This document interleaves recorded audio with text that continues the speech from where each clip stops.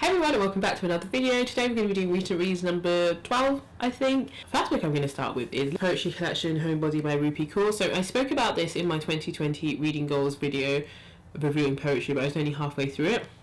So I thought I would just do a full review of it. Really, my thoughts haven't actually changed from what I said in that video. This poetry collection is split into 4 sections, Mind, Heart, Rest and Await. In the book, Rupi Kaur has her illustrations and her poems, and it's just business as usual, I will say.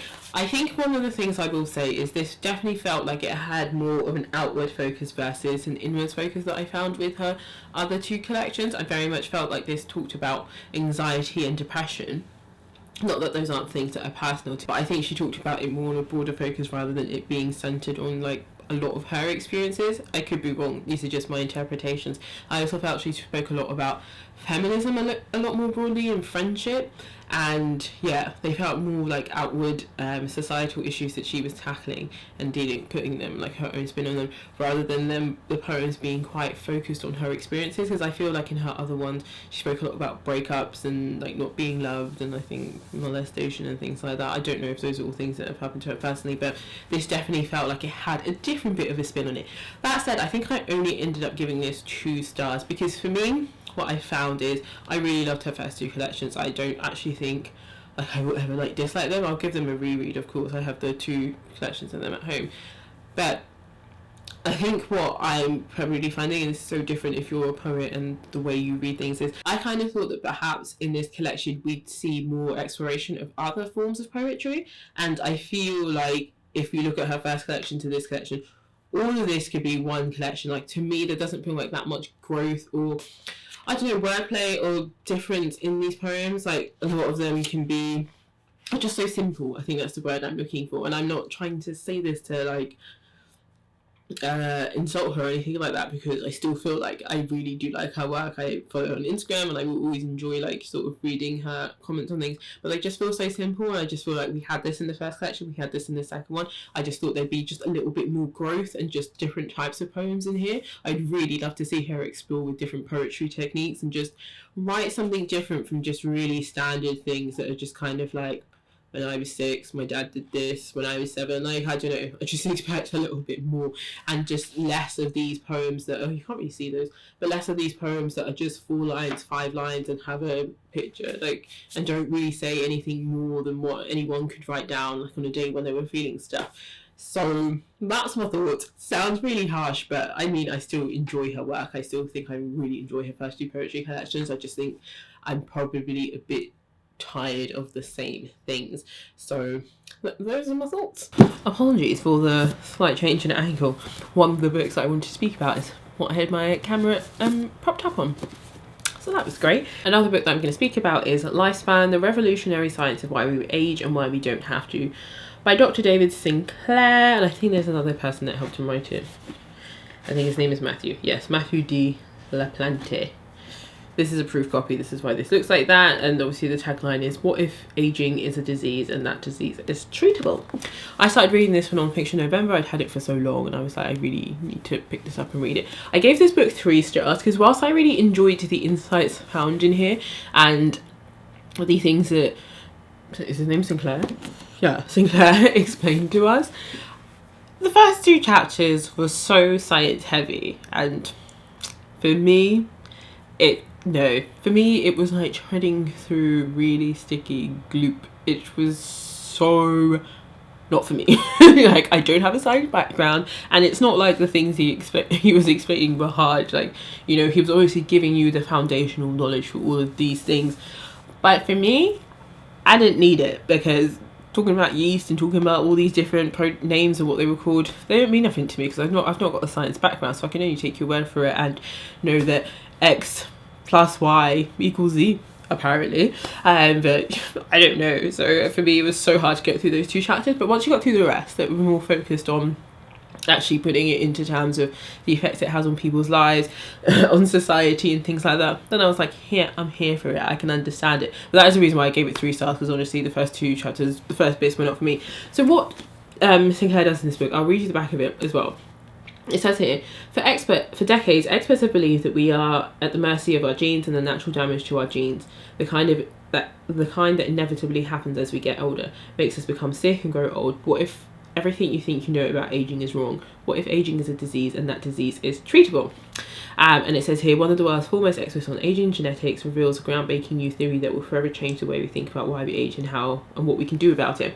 So basically what he talks about is a lot of his research, that he's done a lot of research that goes on in the labs that he, I guess, maybe works in now, and like the research that other people are doing outside of his lab, and just any breakthroughs that have gone through in terms of extending our lives, and talking about the fact that it doesn't have to be that as we grow older, actually we grow weaker and things like that. I think he actually believes that life could be extended to about 150 perhaps, like even more than that, but I'm talking about currently, like now. That's what he believes.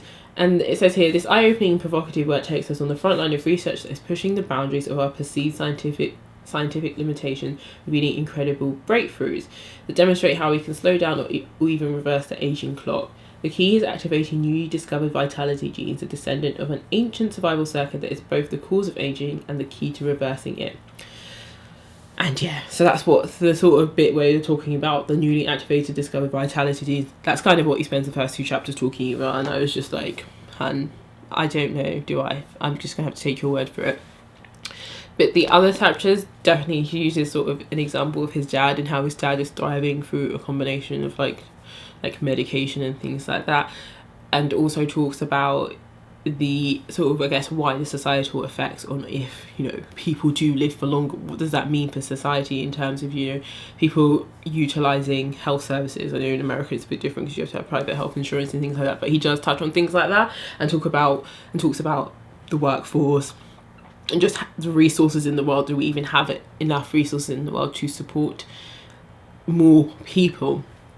And yeah, it's very fascinating. I feel like because obviously his argument is for extending life, the chapters where he does talk about its effects on society are not as in-depth as other chapters, and I get that if you're for something whilst you acknowledge the drawbacks. He's a scientist and he's trying to push boundaries, and I feel like largely that's kind of what scientists do. Like, people make breakthroughs through sacrificing other things, and so yeah, it's another reason why I gave it 3 stars, because I completely understand why he's for it, and he does tackle some of the arguments, but they're very light, and I think a lot more consideration needs to be taken into account of what the strain of more people living could be like. But then on the other hand, it was just very insightful to know that, you know, you could be a grandparent, you could be like in your be 100 and you would meet like your grandchildren's kids, your great grandchildren's, but we could meet their children's kids as well, so your great grandkids.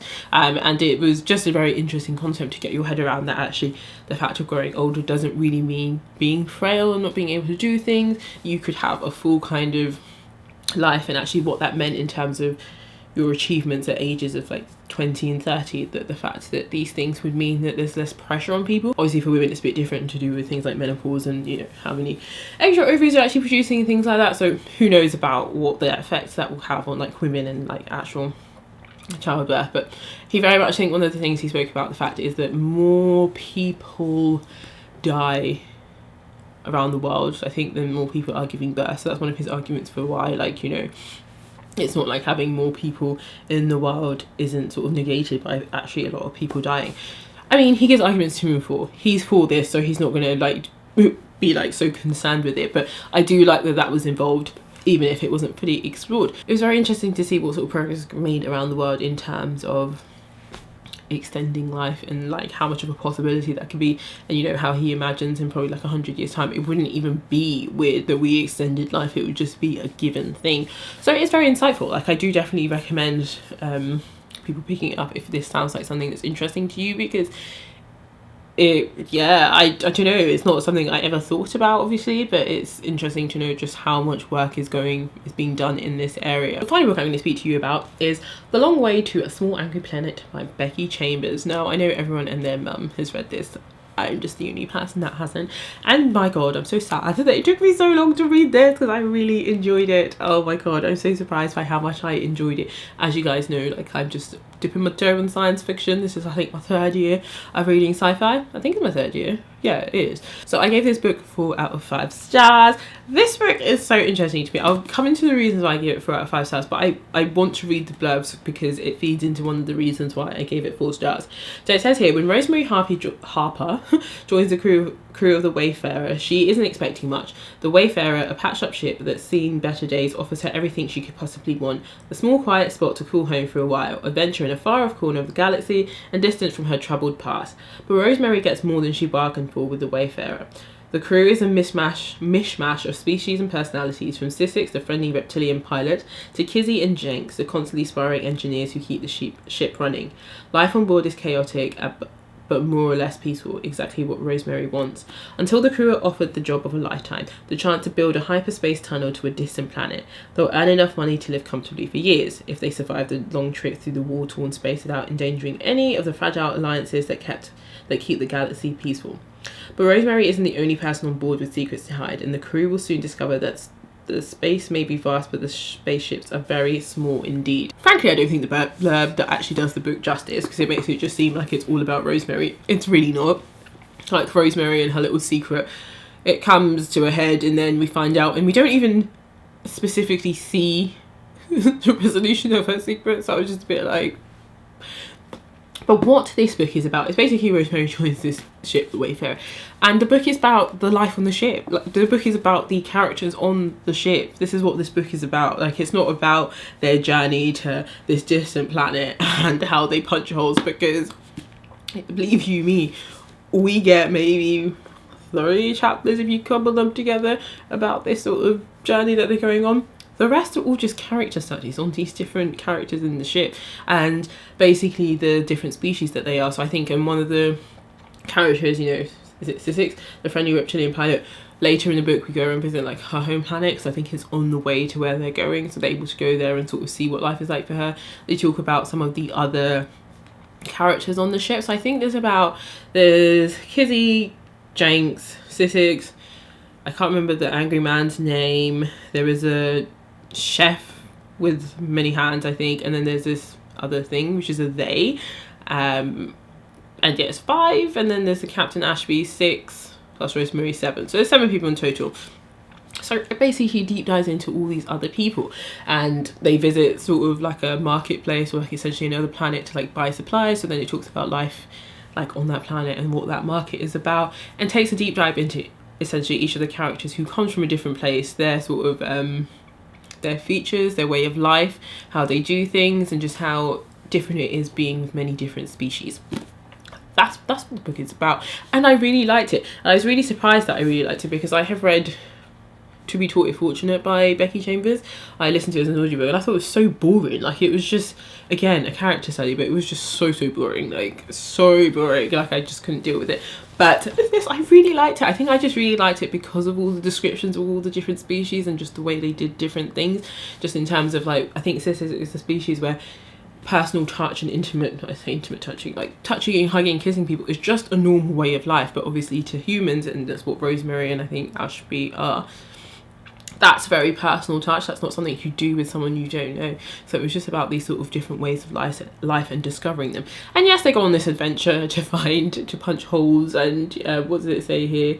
Without endangering any fragile alliances that keep the galaxy peaceful. But honestly, every now and then you might get a chapter on the progress of their ship transport going through to this other planet, and then you sort of, when they do the job and I think they go out to like, it's sort of like a drinks reception, I imagine it to be. There's a sort of kerfuffle and scene there, something happens, and then they're back on the ship, and then we're just hearing about them and them getting their money back. So it was just a bit like, what is on the blurb is not essentially what's on the back. And I guess that's again the other reason why, is because not because of the blurb that gave it 4 stars, but it's essentially because even in the book you get the sense that, you know, we're building up to this huge adventure, but I gave it 4 stars because I was like, well, we don't really get the adventure.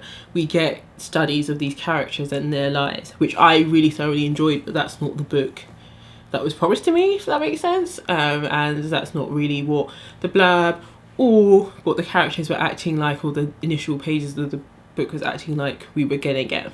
I was happy with what I got though. But that's the only reason I gave it 4 out of 5, because I was just a bit like, something is lacking. There's a lot to do in here of just like, you know, falling in love with like, even like with AI, and that was one bit like I was just like, I'm not really here for this. Like, I've watched that film Her, and I liked it, but to me those things I don't understand.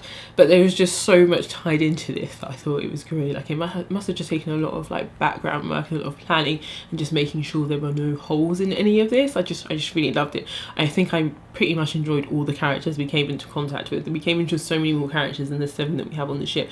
And Rosemary's like little secret or whatever, to me it felt very minor. I don't even know why it's like so heavily talked about in the blurb of the book, because it's so minor in the book as well. When it happens, it's just a bit like, oh, okay, well, shouldn't have done that, but okay, like, let's carry on. So yeah, no, I really enjoyed the way this book was written. I enjoyed hearing about the characters and their different lives and their different planets. And then I know there's 2 other books, or actually 3 now, because I'm pretty sure the other one's being published maybe as I speak, I don't know, more of these that follow different characters or sort of spin-offs from different characters, so I know what like the next one is going to be like, and yeah, I'm just really excited to read that one. But yes, I'm so happy I finally read this. But yes, be prepared that it's not going to be the adventure you think it is. It's more character studies, and I'm okay with that. So that is it for the end of this recent reads video. Let me know if you have read any of these books. I feel like everyone has read To Be Taught. No, not To Be Taught. The Long Way to a Small Angry Planet. And can I just say, I just love that title. I don't know why. Even though I've seen it floating around, like not even just on BookTube, like before I was on BookTube, I've always just loved that title. There's something about it that I love. The Long Way to a Small Angry Planet is actually said like in the book. But yeah, that is all for my recent reads. Let me know if you have read any of these books, if you're interested in them, and I'll catch you in another video. Bye!